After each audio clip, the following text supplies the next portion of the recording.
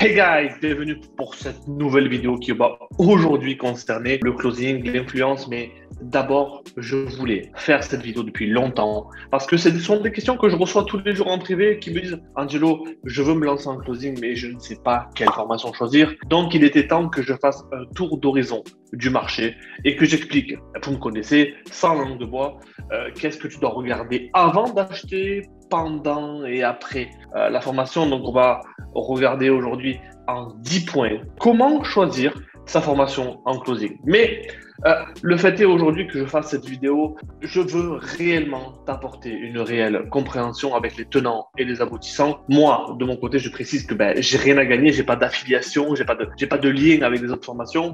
Enfin, qu'est-ce que j'ai à gagner? Premièrement, c'est de dire ce que les autres ne disent pas. Et en deux, peut-être qu'un jour, tu seras client chez moi parce que tu voudras aller plus loin en closing. Donc, c'est une vidéo à titre éducationnel, mais pas que.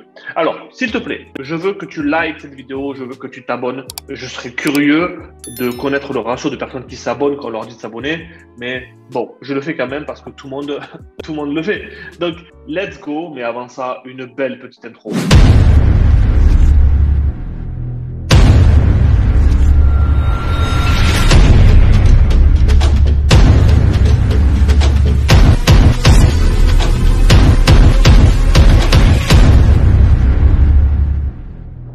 Yes! On est de retour chez moi, à Montpellier, et on y va immédiatement pour l'avant-formation avec le point numéro 1, c'est 1. Ton intuition.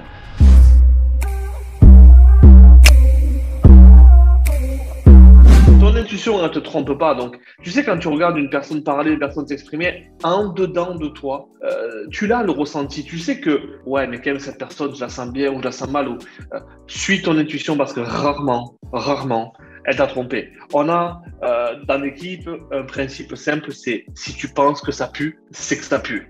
Donc, reste réellement conscient que ton instinct, quand c'est trop beau aussi, il se pourrait que qui est le vrai gagnant de ton achat? En fait, c'est ça que je veux que tu regardes en premier. 2. Tes connaissances.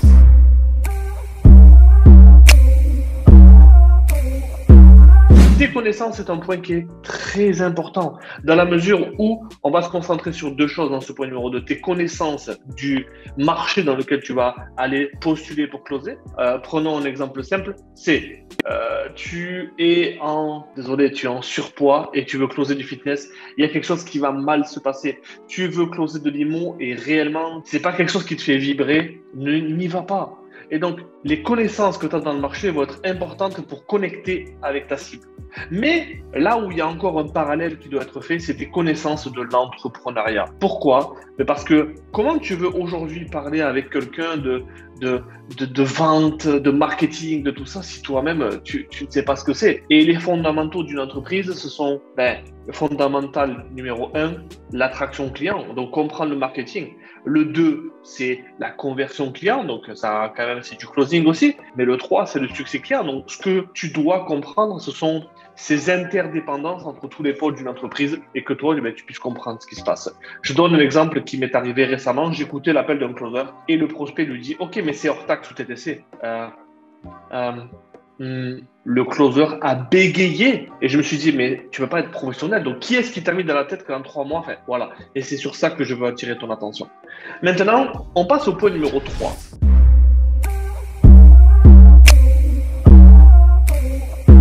Le point numéro 3 pour moi, c'est le taux de réussite de la formation. Alors attention, je me vois venir, le 100% de réussite ne peut pas exister. Ok? Mais par contre, si tu arrives dans une formation où tu as 500 personnes qui ont payé, c'est facile parce que tu les vois dans le groupe client et que tu en as 50, allez, je suis gentil, tu en as 50 qui postent leur victoire, 50 sur 500, ça fait 10% de réussite. Alors, attention, je sais qu'il y a des gens qui payent, qui n'appliquent, je sais que ça existe. Mais premièrement, en sachant qu'il y a 10% de réussite, pourquoi on ne resserre pas le casting? Et deuxièmement, si tu sais que tu as 10% de réussite, pourquoi tu déploies pas plus d'efforts pour que les gens qui ont payé aient plus de réussite? Ok? En fait, là, il y a un red flag qui peut s'appliquer ici, c'est est-ce que les personnes qui closent la formation, ce sont celles qui l'ont fini il y a 3 mois et qui doivent faire leurs preuves. Donc, si elles doivent faire leurs preuves, pourquoi elles feraient de la sélection? Parce qu'en fait, leur rôle, c'est de closer pour se dire qu'elles ont bien fait les choses. Et donc, c'est ça que tu dois regarder réellement avant de savoir si tu es avec les bonnes personnes. Ok? le point numéro 4.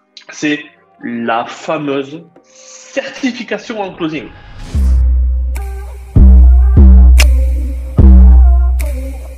Alors attention, on va repartir dans notre passé, la corde sensible dans laquelle on n'a pas tous eu la chance d'être des gens qui ont fait des grandes études. Et en fait, ce sentiment-là, qui est le sentiment, c'est le syndrome de l'imposteur, on va le réveiller chez toi en te montrant que dans ton tunnel d'obscurité, eh bien, il y a une lumière. Il y a la lumière au bout du tunnel, c'est que tu vas pouvoir te faire certifier, tu vas pouvoir devenir closer pro, tu vas pouvoir devenir closer certifié. Mais en fait, cette certification ne te sert réellement à rien. Pourquoi? Parce qu'en fait, tout le monde va l'avoir parce que certifié veut dire que tu as suivi la formation en entier et quand ta formation, elle prend sûrement le CPF, elle doit remettre une certification à son étudiant qui d'ailleurs, tu verras qu'il y a 100% des gens qui sont certifiés dans ta formation et s'il n'y a pas de certification, elles ne seront pas payées. Donc, c'est à prendre en compte parce qu'après, lorsqu'on va parler de l'après-formation, il n'y a aucun top client qui s'y dit « Bon, écoute, moi, si tu n'es pas certifié, je ne te prends pas. » Ça, dans la réalité du marché, ça n'existe pas. OK? Le point numéro 5, c'est la congruence de ce qui t'enseigne.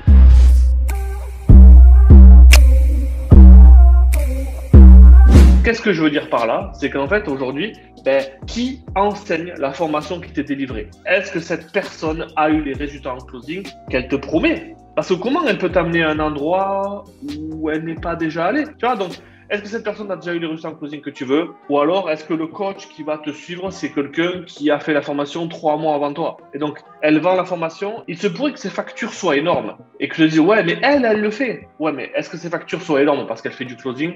Ou est-ce que ses factures soient énormes parce qu'elle close des gens dans la formation qu'elle a acheté elle quelques mois avant? Donc, je n'ai rien contre ça, mais c'est à prendre en considération parce que si aujourd'hui, les meilleurs closers sont dans cette formation-là, mais toi, si tu n'y vas pas, comment tu vas réussir à obtenir les résultats qu'on te promet? Donc, prends ça en considération. Et la question est simple aujourd'hui. Est-ce que tu iras apprendre à conduire avec un moniteur d'auto-école qui n'a conduit que 10 heures dans sa vie? Non. Donc, pourquoi tu irais apprendre le closing avec quelqu'un qui a très peu closé et qui se retrouve à peut-être gonfler ses chiffres, même si tout est accessible aujourd'hui? OK? Parce qu'il y a ce qu'on appelle l'obsolescence des compétences. Pourquoi je dis ça? C'est que quelqu'un qui ne close plus, le marché va tellement vite. Les prospects évoluent. Donc, si les prospects évoluent, leurs objections évoluent. Donc, comment tu peux savoir aujourd'hui que ce qui marche en théorie peut marcher en pratique? Voilà. Point numéro 6.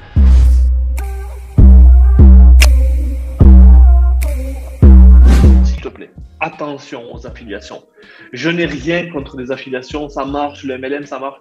Par contre, on pourrait confondre closing et affiliation. Et je te donne un exemple simple. Si on te propose d'acheter une formation closer, et ensuite, il faut que tu la vendes à d'autres personnes qui devront aussi la vendre à d'autres personnes, c'est pas du closing, c'est réellement de l'affiliation. Alors, je répète, j'ai rien contre ça, mais si tu veux faire du closing pour quelqu'un, il faut que tu ailles chercher une formation de closing et non pas une formation d'affiliation. Et si le closing marchait tellement bien, pourquoi faire de l'affiliation? OK? C'est ça que je veux que tu prennes en considération, c'est que est-ce que tu es gagnant à acheter? Qui est le plus gagnant des deux? Le closing, pour moi, c'est un win-win deal. Tu vois, il y a deux parties gagnantes. Sauf que quand on te close, pour que derrière, on sait pertinemment que tu vas devoir aller closer d'autres personnes ou aller démarcher d'autres personnes pour leur vendre la formation que tu as achetée et ainsi de suite, bien, il y a quelque chose qui me chagrine ici, c'est que je veux que tu prennes en considération ça avant de te lancer, que tu le saches avant de te lancer. Le point numéro 7, le CPF.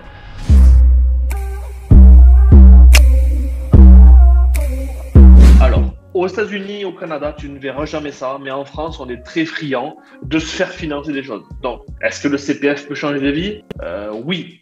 Par contre, en termes d'énergie, il y a quelque chose que je veux que tu prennes en considération aujourd'hui, c'est que si toi, tu payes avec le CPF, il se pourrait que la personne avec qui tu vas closer, elle ne le prenne pas. Et du coup, une partie de toi, lorsque tu vas arriver sur des appels et que tu vas avoir une objection d'argent, que les gens, tu vas leur demander de faire l'impossible pour eux, investis sur toi, tu verras ce qu'il y a au-delà, eh bien, tu ne sais pas réellement ce qu'ils ressentent parce que toi, pour toi, tu l'as pas fait. Et je sais que le CPF, c'est de l'argent, je sais que c'est quand même un budget, mais c'est quand même ma vidéo. J'assume que je dis, et j'assume quand je dis que moi-même, je ne prendrai jamais le CPF. Est-ce que je perds des ventes avec ça? Mais c'est sûr que je perds des ventes avec ça. Mais ceux qui viennent me disent toujours que rien que le fait d'avoir investi, ça les a transformés.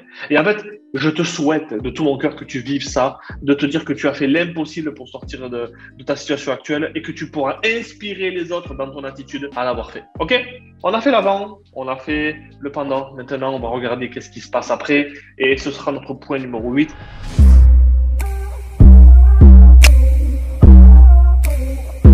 La transparence sur la réalité du marché du closing. Et il faut que ta formation, elle soit transparente. Et moi, je vais être cash. Je vais être cash. Ceux qui disent qu'il y a une pénurie de closers sont des menteurs. Il n'y a pas de pénurie de closers. Par contre, là, je lève le doigt, petit astérisque, il y a une pénurie de top closers. Est-ce que c'est définitif par contre? Non. Est-ce qu'il y a des personnes qui se forment aujourd'hui en marketing pour grandir leur équipe, pour déléguer un peu des closers? Oui, tu vois, oui, c'est en train de se passer. Par contre, actuellement, il y a trop de closers débutants sur le marché qui attendent une opportunité. Et pendant ce temps-là, eh bien, il y a plus d'offres que de demandes. Donc, qu'est-ce que fait le marché? Ben, le marché n'est pas dans ton sens aujourd'hui. OK? Maintenant, le point numéro 9 qui est intéressant à avoir.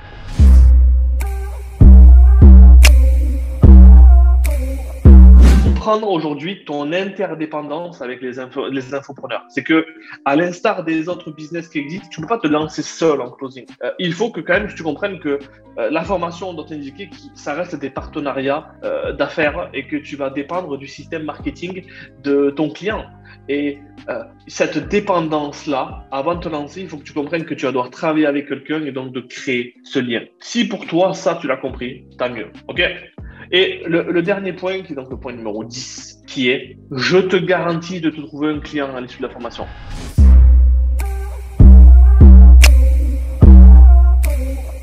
Je pense que ça, faut faire très attention, ou alors de demander réellement qu'est-ce qui se passe en termes de garantie, parce que je suis persuadé que ça reste un argument marketing, mais que c'est sans fondement, ou alors prouvez-moi le contraire.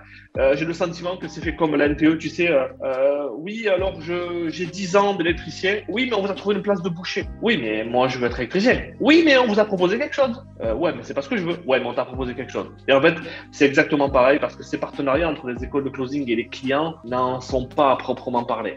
Et dans la mesure où l'offre est mise à disposition dans le groupe client et les étudiants s'y jettent comme des piranhas. Moi.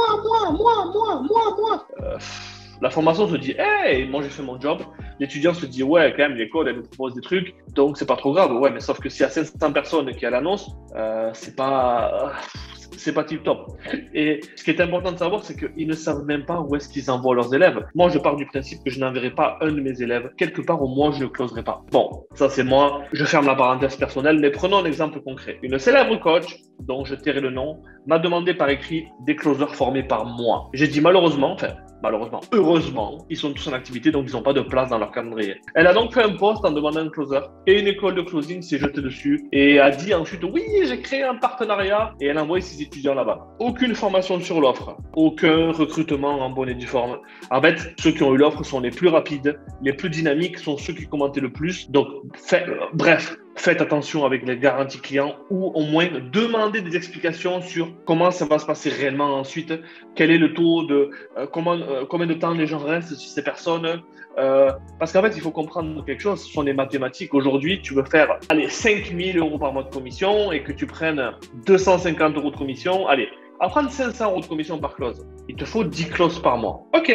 Mais sur ta formation, on t'a dit que tu allais closer à 20% de conversion. Donc, 20% de conversion de tes appels. Pour faire 10 closes, il te faut 50 appels par mois. Donc, il faut que tu aies un système aujourd'hui, non seulement qui te permette de prendre 50 appels par mois, mais que cette personne puisse délivrer en termes de qualité pour 10 personnes tous les mois. Et c'est ça que je veux que tu comprennes. Donc, moi, de mon côté, je pense que j'ai fait réellement le tour en 10 points de cette réalité du marché. Toi, dis-moi ce que tu as aimé ou ce que tu n'as pas aimé en commentaire. Moi, je te dis qu'on se voit de l'autre côté très vite. See you guys. Bye bye.